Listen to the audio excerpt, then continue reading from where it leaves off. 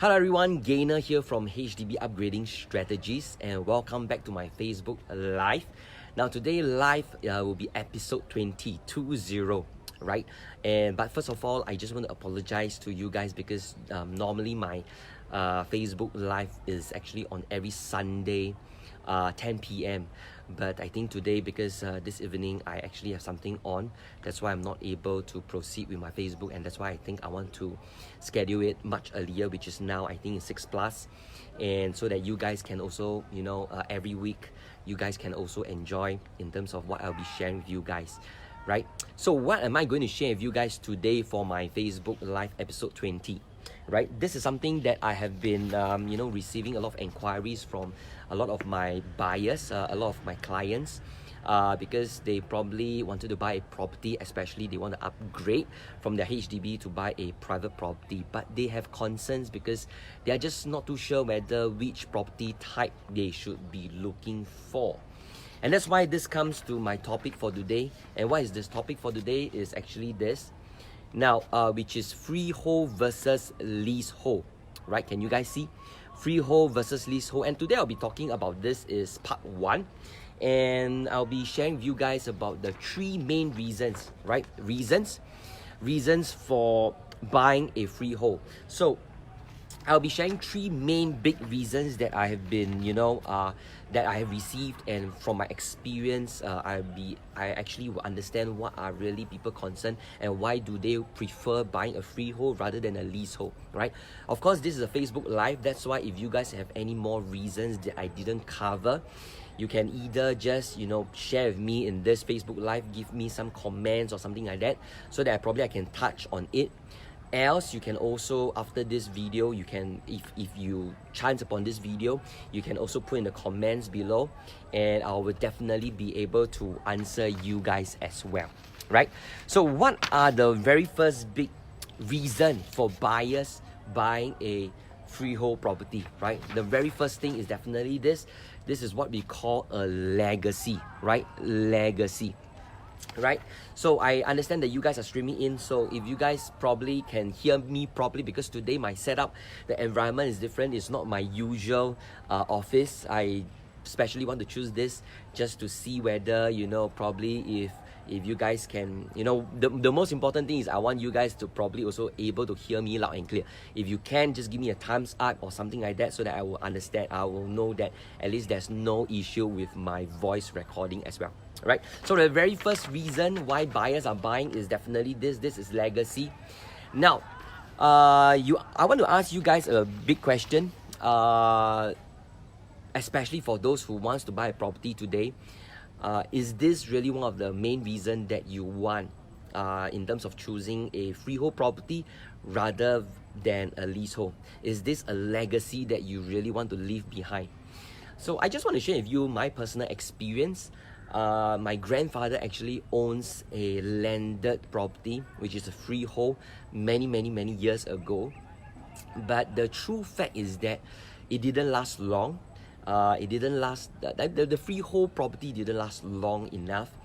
And that's why I want to ask you this question. The question is today, if you want to buy a freehold property, right? Is it because you wanted to leave a legacy, which means that you wanted to leave this property at the end to your kids, right? So meaning to say, your kids will own this freehold property if you are not around. So is this really what you want at the end of the day, right? Personally, I've asked a lot of these questions to many of my buyers, and it seems that quite a lot of people thought that yes, I wanted to leave this property, this freehold property, to my kids, right? In actual fact, if you really ask yourself, I mean, for me personally, at the end of the day, the question is, would I want to own that property, right? If my parents leave behind a freehold property for me, would I still want to keep it?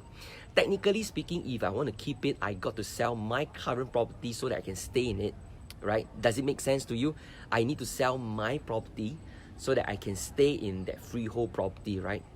So if you ask me, if this question really poses to me, last time my answer will be different. Today my answer will be, because based on so many times I actually have been helping my clients, honestly speaking, if my parents really leave behind a freehold property, the very first thing, if I own this, I would most likely be selling it. I'll be selling it to get the gains, right? So that I can use the money for me to do other stuff as well. So the biggest question I want you guys to ask is, would you be really, if your parents leave behind a freehold property, would you sell it or would you want to own it, right? That is very important. To me personally, I think liquidity in terms of cash is very important.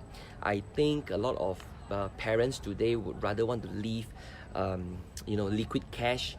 And these are cash that probably they could have earned by investing in other properties as well, right? So this is something you really got to ask yourself. Would you want to leave a legacy behind? Or would you want to leave something that is more valuable in terms of cash, capital gains, stuff like that to your kids, right? So that is the question you got to ask yourself. I think that's very important. Now, the very second thing that I think a lot of people wants to buy a freehold because of this next second reason, because of this is based on bad experiences, right? What do I mean by bad experiences? Recently, I've served one of my buyer who actually is staying in Jalan Raja, right? Now, if you really know, Jalan Raja is actually a very old property, right? That was their very first HDB property, right?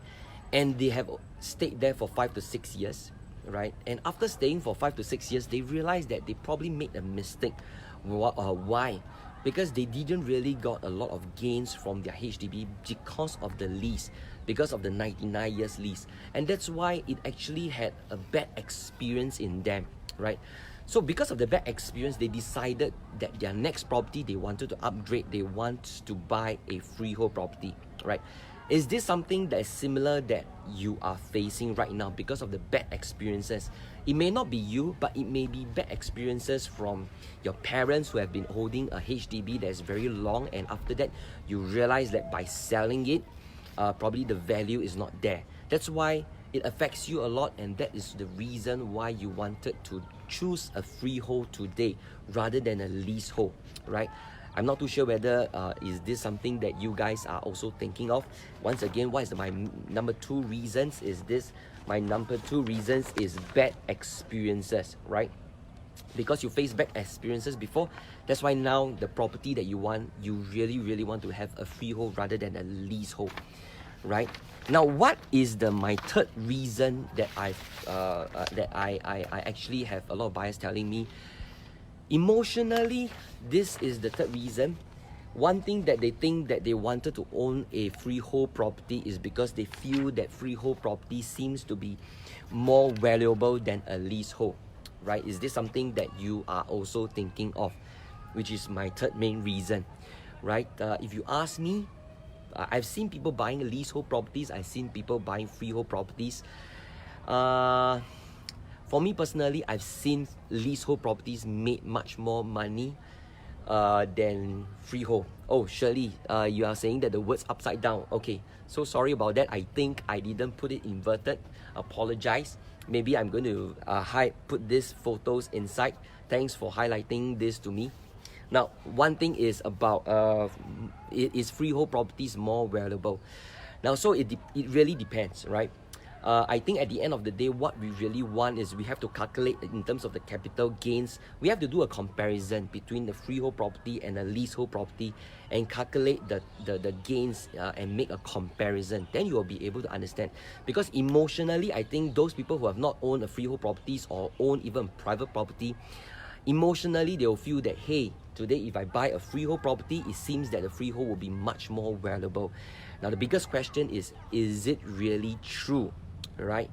That's why I think for today, my Facebook Live, I want to cover these I've actually covered these 3 important reasons why buyers today would like to own a freehold property versus a leasehold, right?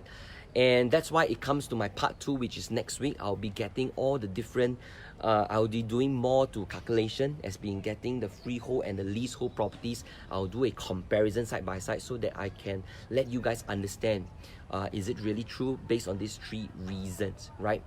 And once again, thank you so much for watching this video. If you guys don't have any other comments, stuff like that, I'll put on the photos, the 3 main reasons. I'll highlight there inside. And I hope you guys enjoy this video that I covered these three main reasons. If you guys have any other further reasons why you would want to hold a freehold versus a leasehold, please do comment in this video so that we can have a topic. I can share with you my opinion, and from then on we can actually look into how we can help each other in terms of sourcing the right properties as well. So thank you so much. I do hope you guys will enjoy this. Do give me some likes and comments. I'll see you next week, which I'll cover part 2, freehold versus leasehold, and the next part 2 I'll be talking more about the finances. I'll be talking about more of the calculations, stuff like that, bringing you the comparison. So thank you so much, and see you guys next week. Goodbye.